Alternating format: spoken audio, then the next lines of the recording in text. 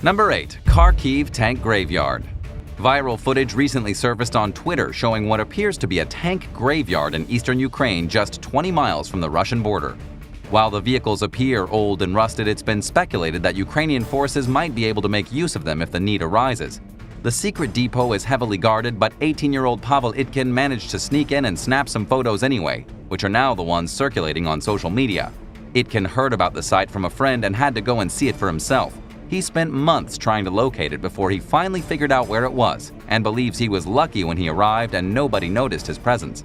The tank graveyard was once a bustling tank repair plant. Operations went quiet when the Soviet Union fell, leaving rows upon rows of abandoned tanks and tank engines. During its heyday in the 1960s and 70s, the plant repaired over 60 tanks and 55 engines per month. Itkin spent over 2 hours walking around and taking pictures of the many old vehicles that the newly independent Ukraine did not see any reason to modernize back in 1991. Number 7. Culpeper Switch. Built in 1969 outside the small town of Culpeper, Virginia, the Culpeper Switch was a sprawling 135,000 square foot bunker that was designed to keep banks running during and after an apocalyptic event, such as nuclear war with the Soviet Union.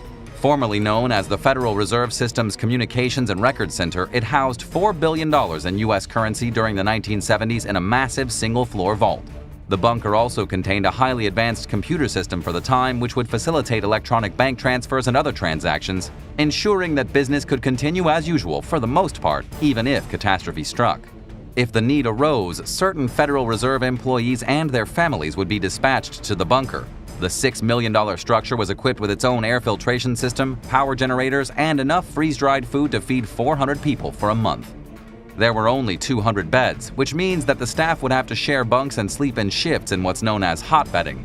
The bunker also had a shooting range, a helipad, and cold storage for bodies in case anyone working or living down there died and it wasn't safe to leave and bury them elsewhere. While the building was technically meant for use during an apocalyptic scenario, the Federal Reserve used it for routing bank transactions for quite a number of years. The public didn't learn about the Culpeper Switch's existence until the 1970s.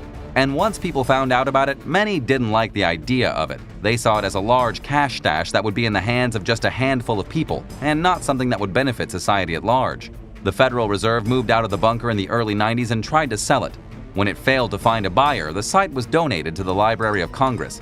It's been repurposed as the National Audiovisual Conservation Center and houses movie, TV, and music recordings. Number 6. Greenbrier Bunker. Next to the Greenbrier Resort in White Sulphur Springs, West Virginia, lies a bunker hidden behind a reinforced steel door that was successfully kept a secret from the public for 30 years. It was built during the Cold War as a bomb shelter for members of Congress to flee to in the event of a nuclear attack, and was stocked with supplies in case disaster struck.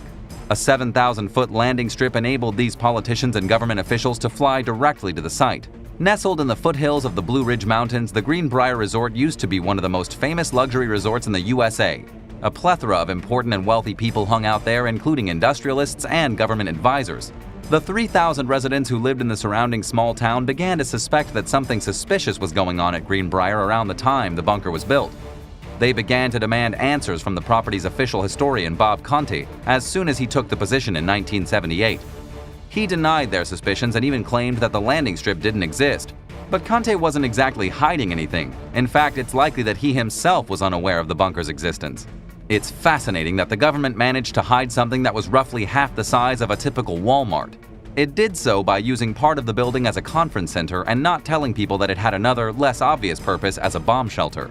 Conte eventually began to notice things about the property that weren't adding up, including its unusually high number of bathrooms. He also thought it was strange that some alleged employees of a local TV company were always hanging around. They seemed out of place, perhaps because they were actually government workers in disguise who were tasked with keeping the bunker maintained at all times. Journalist Ted Gupp finally exposed the Greenbrier bunker in 1992. Consequently, it was taken out of official use. Today, it functions as a data storage facility and a tourist attraction. Congress members still have a place to go in the event of an apocalyptic disaster, but it's located elsewhere, in a place that the government is probably working diligently to keep hidden from the public. Number 5. Fogalsung.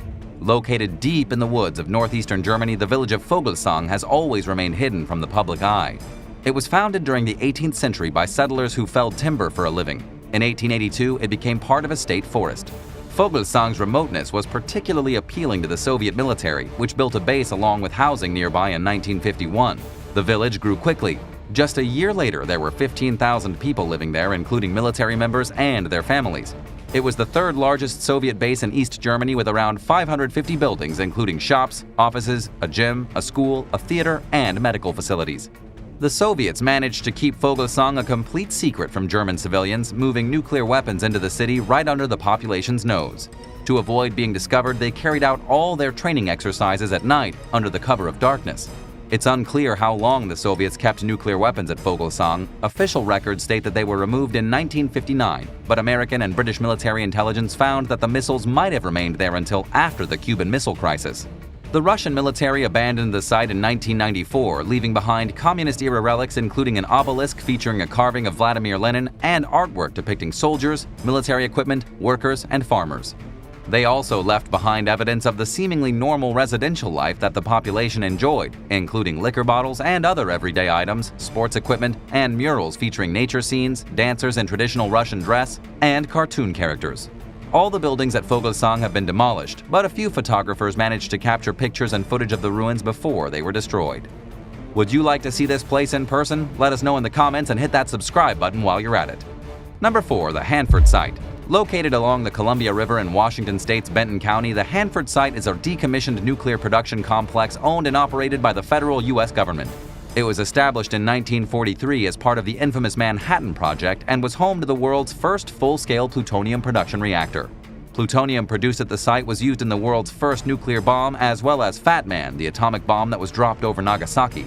The material was also tested at the Trinity site, where the first nuclear weapon was detonated. The Hanford site was expanded during the Cold War. It grew to include 9 nuclear reactors and 5 plutonium processing complexes, where the plutonium for most of the U.S. nuclear arsenal's more than 60,000 weapons was produced. While many major nuclear technological advancements were made at the Hanford site, the outcome wasn't all good. Most of the nuclear reactors were shut down between 1964 and 1971, and the final reactor was finally decommissioned in 1987. The property was highly contaminated with over 53 million gallons of high-level radioactive waste left behind. Government authorities devised a cleanup plan in 1989, but unfortunately a lot of troubling damage was already done by then. Official documents have revealed that the activities at the Hanford site released significant amounts of radioactivity into the surrounding area, including onto the land and into the Columbia River. Additionally, it was found more recently that one of the site's underground tanks was leaking hundreds of gallons of radioactive waste into the ground every year since 2010. The pollution remains a problem today, threatening local fish and wildlife and their habitat. For now, the National Oceanic and Atmospheric Administration's Damage Assessment, Remediation, and Restoration Program is evaluating the potential effects of the radiation on groundwater, surface water, sediment, soil, plants, animals, and the environment. The organization is also looking into the possible impacts on public health. This information will help experts determine what the proper next steps are for mitigating future damage, although it's sadly too late to prevent a lot of harm that's already been done. Number 3. Binka. Decades ago, Russia's Kamakazi Peninsula was home to a top-secret submarine base and military town called Binka. Located in the country's far east, the site was established during the 1960s. The residential area consisted of 8 apartment buildings ranging from 3 to 5 stories high, a kindergarten and school, a hostel, a post office, a grocery store, and a club for entertainment. All the necessary installations were built on the military portion of the property, including barracks, storage facilities, a commandant's offices, a headquarters building, a boiler room, a diesel substation, and a warehouse for fuel. A supply ship stopped at Binka weekly with food, essential items, and mail. It was the remote settlement's only connection to the outside world. There was no land route between Binka and other cities, and the only way to reach it was by helicopter or boat. In 1996, the base closed down due to cost-saving measures, 5 years after the Soviet Union's collapse. Residents simply packed up and moved, leaving behind a ghost town that the Russian government conveniently ignored. Today, Binka remains pretty much how it was left, minus the effects of time and weather. Because it's hidden and difficult to access, it's been largely spared from vandalism. The ruins consist of rusting ships and derelict buildings filled with personal belongings and other items, including toys, newspapers, equipment manuals, textbooks, children's drawings, and furniture.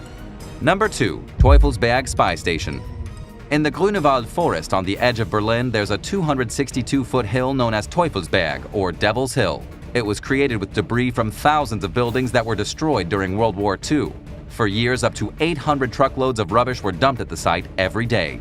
During the 1950s, the U.S. National Security Agency, NSA, built a station on the hill for spying on communist East Germany.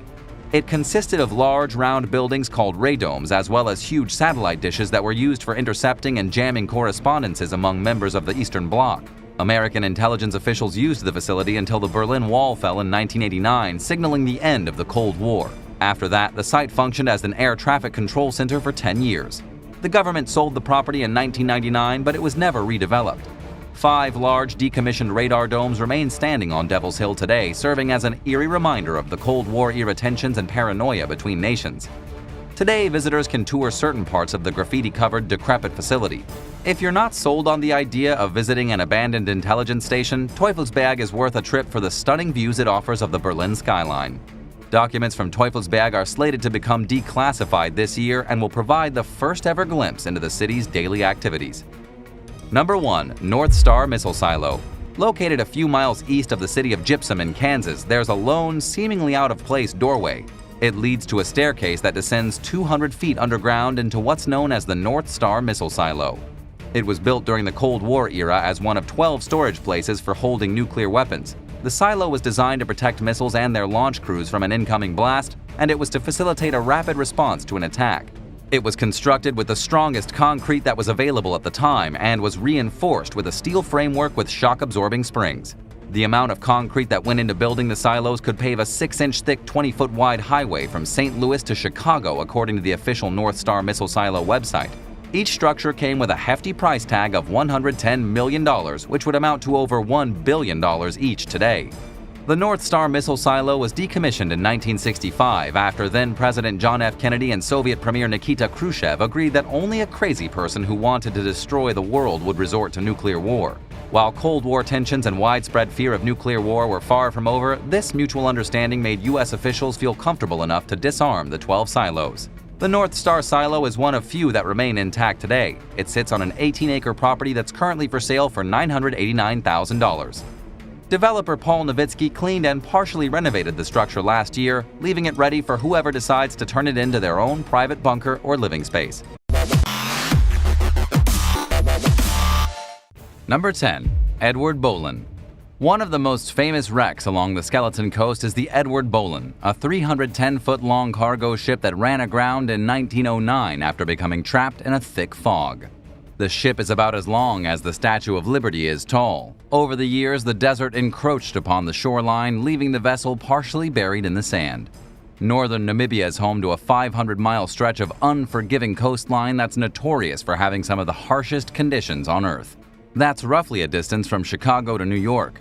Death is ever present along what's known as the Skeleton Coast, which is littered with animal remains and shipwrecks that lost their battle against the elements. Over 500 ships have wrecked in the thick fog, rough seas, unpredictable currents, and heavy winds over the last several hundred years. Sailors who survived the wrecks and made it to land often perished from dehydration in the scorching desert heat. Today, Edward Bolan sits over 1,000 feet away from the water, a distance as far as the Eiffel Tower is tall, near 2 other wrecks, near the Otavi and the MV Dunedin Star. The MV Dunedin Star was a cargo ship that ran aground in 1942, and the Otavi foundered and sank in 1945. Some ships along the Skeleton Coast are much older, dating as far back as the 16th century. Number 9. Buried World War II Bomber. Acting on a tip recently, a team of museum staff members and local history enthusiasts unearthed a Luftwaffe bomber in northern Poland.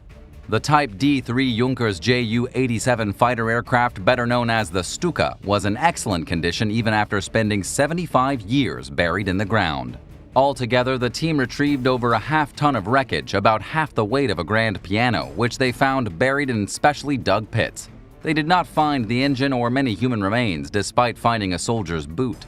Researchers believe the aircraft crashed during a training flight in 1944 when the area was part of East Prussia. While the group that excavated the Stuka usually only works in the Silesia region, they made an exception in this case after a member's uncle told him the story of the Luftwaffe bomber. The aircraft is rare, according to Arkadiusz Dominiak of the Silesian September 1939 Museum in Tichy, who spoke with the First News. While the team initially thought they had uncovered a plane that crashed in 1939, its parts suggested it was a later model. Dominiak explained that the pilot may have fallen unconscious while flying because of the strong G-force, which was especially hard on inexperienced pilots. He hopes that local heritage authorities will allow the museum to keep the wreckage and put it on display. Number 8. A long overdue discovery. Park rangers were surveying Michigan's Hiawatha National Forest in 2017 when they stumbled upon a small wrecked plane in the middle of the woods.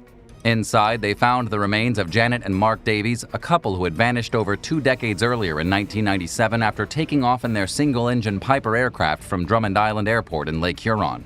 They were headed for their home in Howell, 300 miles to the south around the distance from Chicago to Louisville, Kentucky, but they never arrived. The Civil Air Patrol launched a search, but the pair had failed to file a flight plan, leaving authorities essentially clueless about their possible whereabouts. Their last known whereabouts were picked up by the Toronto Air Route Traffic Control Center, which recorded the moment the couple disappeared from radar. They failed to find the plane in the vast wilderness of the state's Upper Peninsula. After 4 days of searching, officials concluded the plane was presumed destroyed and its occupants were thought to have suffered fatal injuries. Mark and Janet were eventually declared legally dead. Their loved ones held funerals and did their best to move on, but never truly forgot about the couple. After the wreck's discovery, the National Transportation Safety Board announced plans to reopen the investigation to try to determine what had gone wrong during the flight. Number 7. Tanks in the sand. Police in Israel's Holat Nitzanim Sand Dune Reserve received a surprising call in 2017 after a young boy discovered a partially buried Israeli Defense Forces tank. Demolition experts were sent to the scene where they also found old tank shells and a landmine near the vehicle. The authorities removed and destroyed the munitions. They believe the tank is decades old and that the IDF used it for training purposes. Its turret was exposed during some particularly heavy dust storms. It's not uncommon to spot an old tank in Israel. Last year, some tourists were hiking near the Syrian border when they encountered several unguarded Merkava Mk4 tanks. They were able to go inside the vehicles where they found an assortment of weapons and ammunition. An IDF spokesperson described the incident as an exceptional and serious malfunction and reassured the public that there would be an immediate investigation. They also said that the persons responsible for the deserted tanks would be severely punished and that the IDF had increased security and tightened procedures relating to the vehicles. Number 6. Cold War-era crash. Last year, images surfaced online of an abandoned Douglas DC-3 in Mexico's Yucatan jungle. There are various and sometimes conflicting stories about how and when it got there, with most claiming that the aircraft crashed sometime between 1966 and 1973. It landed in an area known as the Celestún Biosphere Reserve. Rumor has it that the plane was associated with drug trafficking and that it may have even belonged to Pablo Escobar. Agents from the Attorney General's office discovered the wreck in 1979 while flying overhead. The aircraft appeared to be heavily damaged and there was no sign of any crew members. Since then, many explorers have taken it upon themselves to try visiting the wreck, but time and time again they've been impeded by the region's dense vegetation and extreme heat and were forced to turn back. For now, the plane's origins remain a mystery. Who do you think the plane belonged to? Let us know in the comments and be sure to subscribe to the channel if you haven't already. Number 5. New River Scenic Railway Train. For 2 short years from 2008 to 2010, the New River Scenic Railway took tourists on a 62-mile journey through eastern Tennessee. The idea was the brainchild of 2 local innovators who wanted to start a tourism business. After negotiating with the local coal company that owns the tracks for access, they bought a locomotive, a passenger car, and a baggage car that was converted into a snack car and gift stand. The scenic rides quickly became popular, and soon enough the owners had to add another passenger car just to keep up with the demand. But after operating for just 2 years, the tracks fell under new ownership, and it interfered with the ability to run the business. The train was parked at the end of its former line and has sat there ever since, nestled among the trees. The owners tried to take care of it for a while, but it became too much to keep up with, according to train enthusiast John David Ezel, who spoke with the local station WBIR. He further explained that every time someone went to fix or perform maintenance on the train, something else went wrong, creating a costly, never-ending cycle of repairs on a train that wasn't even being used. Eventually, they gave up on it. The train is heavily rusting and deteriorating, with missing and broken windows, ripped upholstery, and a sun-bleached interior. It looks like it's been sitting there for far longer than it has, and is a sad reminder of a once thriving company that, unlike many involved in the rail business, did not shut down because of a lack of business. Number 4. A decades-old discovery. Vancouver-based real estate executive Walter Dalton was flying his plane with 2 passengers aboard in 1957 when it crashed in a part of British Columbia's Fraser Valley that was notorious for claiming aircraft. Today, experienced pilots can safely fly over the region, but it was a different story back then. Out of the many wrecks that have happened in and around the Fraser Valley, some have been found, while others remain missing to this day. Sometimes search crews had no choice but to give up because of dangerous conditions and the thick forest hindering their efforts. One day in 2020, a local helicopter pilot gave a ride to some community school students who spotted what's believed to be Dalton's long-missing plane from overhead, where it had come to rest 63 years earlier at an elevation of 7,000 feet. The students ventured toward the wreck on foot and found a mess of airplane parts partially encased in ice. Expedition leader Adam Palmer told the press that he'd been in the area many times but had never seen the downed aircraft. He said it gave him an eerie feeling to know that he'd probably walked over it many times without realizing it was even there, and attributed his group's luck finding it because the snow was at its lowest levels of the year. While it proved impossible to determine for sure whether the plane was Dalton's, all signs point toward it. The wreckage was left in place and has since likely been covered by ice and snow. Number 3. Eerie Plane Graveyard. There's a stretch of land between the London Southend Airport and the Skylark Hotel that's littered with abandoned aircraft that may date as far back as the 1950s. Recently, some explorers captured chilling viral footage of the planes which can't be seen from the road. 3 of the aircraft are visible from Google Earth. They sit neglected on a plot of land that looks like it hasn't been touched in years and has become overgrown as they languish with no particular plans for the future. Andrew Kirkland and 2 of his friends asked the hotel for permission to explore the property and were given the go-ahead. The trio found a collection of eerie, rusting planes scattered across what seemed like a dumping ground that nobody cared about. Besides the aircraft, the land was scattered with broken furniture and televisions. Another visitor named Paul described squeezing through a gap in the locked gate and snapping photos while being mindful to keep a respectful distance. While the planes haven't been officially identified, commenters on the Fighter Control Forum speculate that 2 of them are Hawker Siddeley HS-748s that were used by the Royal Australian Air Force, and that a smaller plane at the site is a medium-sized turboprop airliner built by the British manufacturer Avro. But nobody knows for sure, and the plane's identities and origins remain a mystery for now. Number 2. Forgotten Circus Train. Nestled in the remote forest of Nash County, North Carolina, a collection of 9 former Barnum and Bailey circus train cars sit, vacant and mostly forgotten. They're in a thick, overgrown, and difficult-to-access part of the woods, where only the most determined of urban explorers seem to reach them. The cars date back to the 1960s and still bear clear images of circus animals, including a tiger and an elephant, along with the company's trademark slogan, "The Greatest Show on Earth." They've been at the site since 2017, when the North Carolina Department of Transportation reportedly paid $383,000 for the cars following the Ringling Brothers' final performance. The state initially hoped to renovate the cars and use them for passenger service, but eventually decided against doing so and put them up for auction. Apparently, nobody was interested in buying them, and the cars continued to sit in the middle of the forest as they fell further into disrepair. Besides attracting urban explorers, it's rumored that they were occasionally being used as shelter. Not long ago, news headlines reported the train had somehow caught fire and was engulfed in flames. Some saw it as no coincidence that the destruction happened after people began sharing the car's location openly on social media, making it possible for just about anyone to find them. Surprisingly, 2 of the cars sold at auction recently. It's unclear what happened to the rest of the cars, but it's probably safe to assume that they're still sitting in a remote corner of the woods while the state continues trying to get rid of them. Number 1. World War II Crash. In 1942, a crew of 4 members of the South African Air Force flew out of a training mission in a Bristol Blenheim bomber and never returned. It wasn't until the wreck was discovered in 2002 that officials could start to gain an understanding of what likely happened. The following year, the British Army investigated the site on Mount Kenya, Africa's second tallest peak. They bagged up the remains of the 4 crew members who had perished in the wreck and left them beneath the plane's wing with plans to retrieve them later on. 14 years later, Massachusetts resident Monet Elizabeth and her relatives were notified that the remains of the woman's great-uncle, Air Sergeant Simon Eliastam, had been found years earlier along with the plane he went down with. The British military invited Elizabeth to join them on a trek up to the site, even though they were unsure of the wreck's exact location or if they were going to find it. They were about to give up when they located the plane on the steep side of the mountain at an elevation of 9,000 feet. It's an area that sees far less foot traffic than the rest of Mount Kenya, which explains why the wreck remained hidden for so long. Unfortunately, by then, the human remains that had been left at the site were nowhere to be found. In a series of TikTok videos, Elizabeth started documenting her experience. She said experts think her uncle died on impact after failing to see the mountain before crashing into it. Best case scenario, he may have survived the initial crash, but he didn't live for very long after that. Now that the wreck has been found, the surviving families of the lost crew members have received long-awaited closure. 9. Bull Turret Gunner.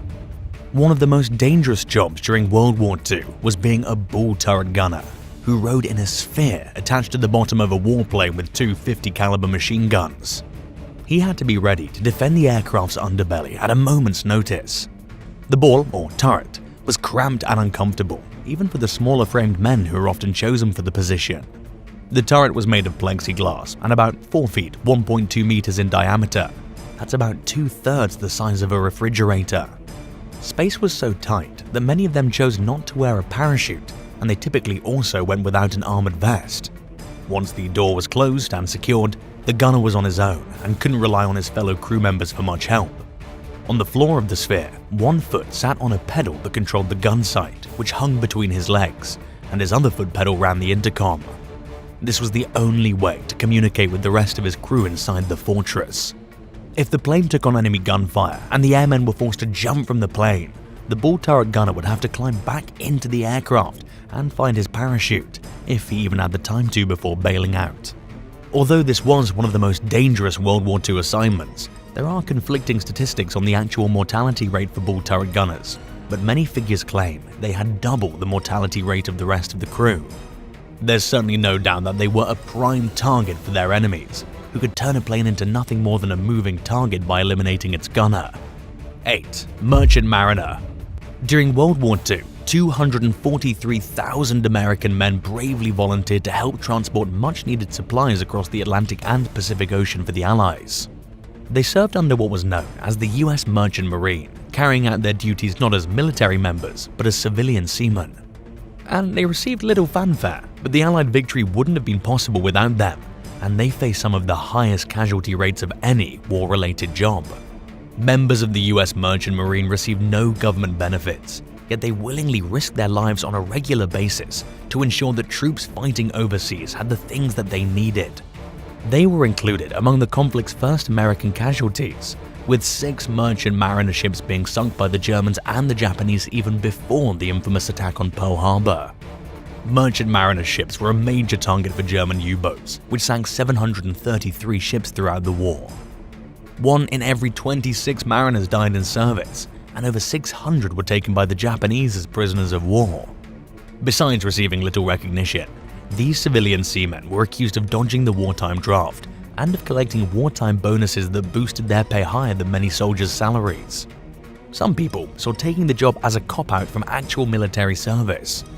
But to anyone who noticed the dangerous job and the sacrifices these men made, the Merchant Marines were unsung heroes who diligently got things where they needed to go and often ended up paying for it with their lives.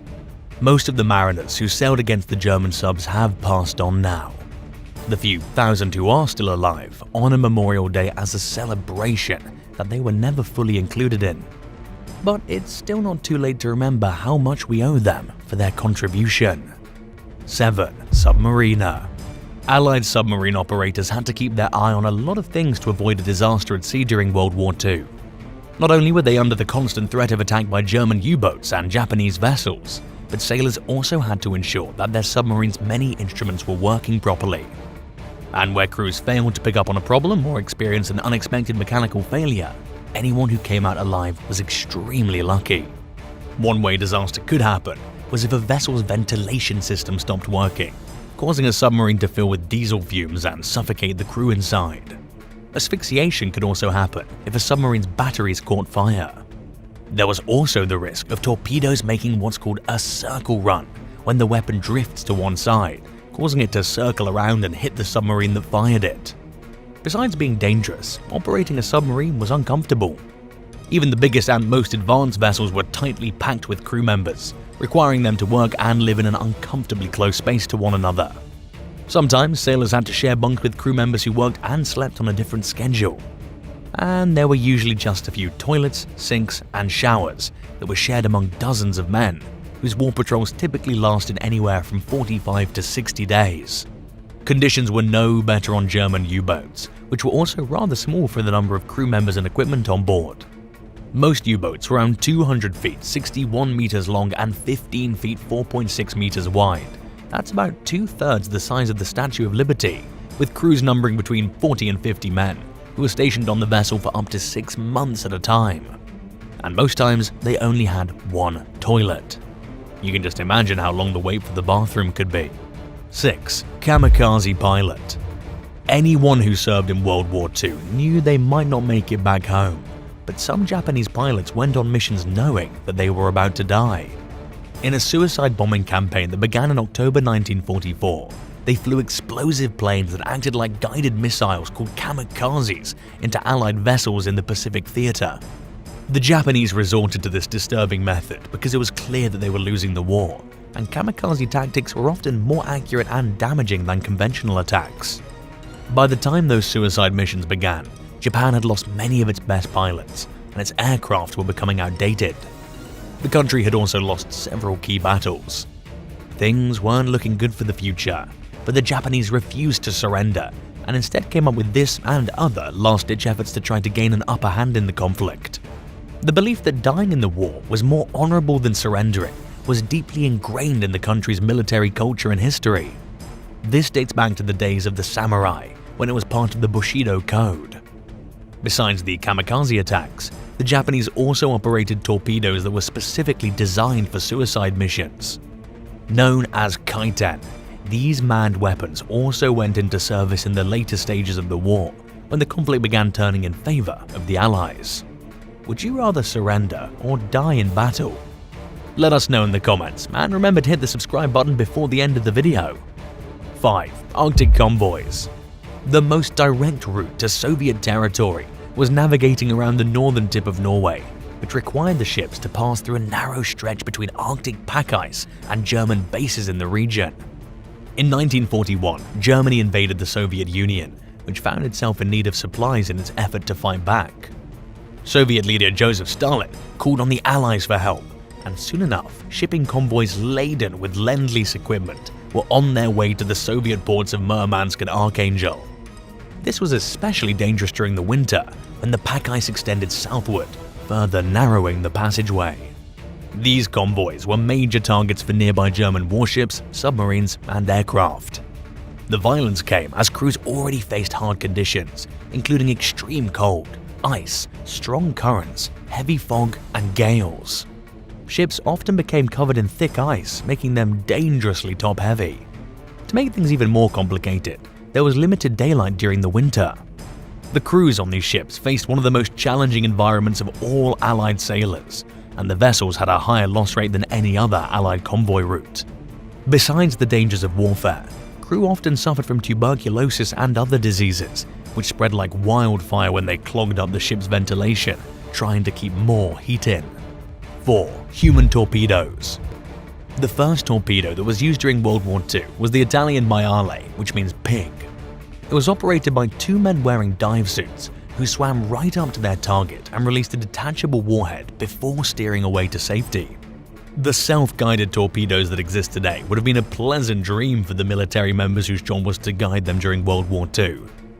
The technology simply wasn't advanced enough for humans to part ways with a torpedo at a safe and comfortable distance from their target. The British developed their own version of a manned torpedo called the Chariot, and the Germans had what was known as the Neger submarine. Unlike the Chariot, the German weapon could detach a torpedo from inside the vessel. Designed for one operator, the Neger was prone to technical issues, often resulting in the operator's death. Over 80% of Germany's human torpedoes were destroyed in accidents. Besides any mechanical problems that human torpedoes were prone to, the very nature of the job of deploying one was dangerous. It involved going close enough to the enemy to have little or no opportunity to escape if the vessel was spotted. Because of all this, most of the missions were carried out at night and during the new moon, when risk of being seen was lowest. 3. Penal Battalions. In July 1942, Soviet leader Joseph Stalin issued Order 227, which imposed severe penalties on soldiers for serious offenses, including retreating from the battlefield out of fear. This had become a problem since the German invasion of the Soviet Union, and anyone caught doing it faced the possibility of being executed on the spot. If their life was spared, the offender was sent to a penal battalion, or Strafbad, where they would remain until they redeemed themselves for their alleged wrongdoing. As part of their punishment, these prisons often had some of the war's most dangerous jobs. Between September 1942 and May 1945, 422,700 Soviet soldiers were sent to penal battalions, and very few of them survived the war. Sentences ranged from 1 to 3 years, and were imposed with the awareness that anyone who faced 3 years there was very unlikely to come out of it alive. A lot of the suffering that these soldiers endured depended partially on how they were treated by their commanders, who were given a lot of decision-making power over when to release the men back to their normal units. In one instance, a commander released all the troops under him who'd shown exceptional bravery during a battle. Sometimes wounded soldiers were released. But in some battalions, particularly those serving under the Soviet Air Force, almost any injury was fatal, and the death rate was extremely high. This made it unlikely for troops to be released for impressive service, more because of injury. Stalin's inspiration for establishing these prisons came from seeing that Hitler ran a similar program of prisoner battalions called Strafbataillon. These units were sent on the worst missions, which often meant they were suicide missions. They had to clear minefields, defend against overwhelming enemy forces, and do other dangerous jobs that came with a high likelihood of dying. 2. Air Force Trainee/Pilot. About 15,000 US AAF recruits died in training accidents. It's around 10 times the number of Americans who were killed on D-Day. Aviation was still in its infancy when World War II broke out, but it was clear that fighter aircraft would play a major role in the conflict. To bring the American military up to speed with rapidly advancing flight technology, the United States Army Air Force (USAAF) was formed in 1941. It involved training a lot of pilots in a very short time. During these early days of aviation, both civilian and military plane accidents were already far more common than today's standards would ever allow. It wasn't just the pilots' lack of experience that led to these tragedies. The US needed to produce a lot of planes quickly for the war. Most of the contracts went to big companies that had never built aircraft before, but had the facilities necessary for manufacturing them in large numbers. Many planes were classified as airworthy without undergoing proper testing. Even when manufacturers knew about certain design flaws, the problem often went uncorrected because they felt there wasn't enough time to inspect and fix the problem. Some issues became common, including engine failures and fires. Pilots noticed these tendencies among certain planes, particularly the B-24 bomber, which was nicknamed the Flying Coffin and killed more trainees than any other aircraft. Besides the death caused by plane accidents, thousands of recruits ended up flunking out of flight training. And those catastrophic crashes weren't limited to USAAF training. Because the training was so rushed, many pilots were sent overseas and put in control of complex aircraft with very little experience. As a result, more planes were lost because of pilot error and mechanical failures than were shot down in combat. 1. Battlefield Medic. World War II medics had the job of stabilizing wounded soldiers and easing their pain until they could get them to the nearest aid station. It came with the difficult job of deciding which soldiers would be on helping and leaving them behind to focus on others whose injuries were less deadly. Medics were under the constant threat of gunfire and other enemy action as they scoured the battlefield in the middle of active combat for men who needed their help. There were often 30 or fewer medics for units numbering as many as 400 or 500 soldiers. Their work was especially overwhelming in some of the war's biggest battles, like D-Day. Edwin Pepping was 21 years old when he served as a combat medic for the US Army during the Allied invasion of Normandy. He and his company's 2 other medics lost most of their supplies during their parachute landings. They were left to work with whatever materials they could find, while treating injured soldiers from both sides of the fight. The trio was credited with saving at least 80 lives that day, thanks to their determination to help anyone they possibly could. Both Army and Navy medics earned a reputation throughout the war for their dedication and compassion, both on and off the battlefield. For wounded servicemen, the path to healing that followed started with the life-saving diligence of their attending medics. Once they reached an aid station, they would be treated by the medical staff there, or, if necessary, sent to a hospital or other facility that could treat more serious injuries. What would you rather have been, a medic or a pilot during the war? Let us know in the comments, and thanks for watching. If you enjoyed today's video, be sure to give it a thumbs up and don't forget to subscribe. See you next time, bye.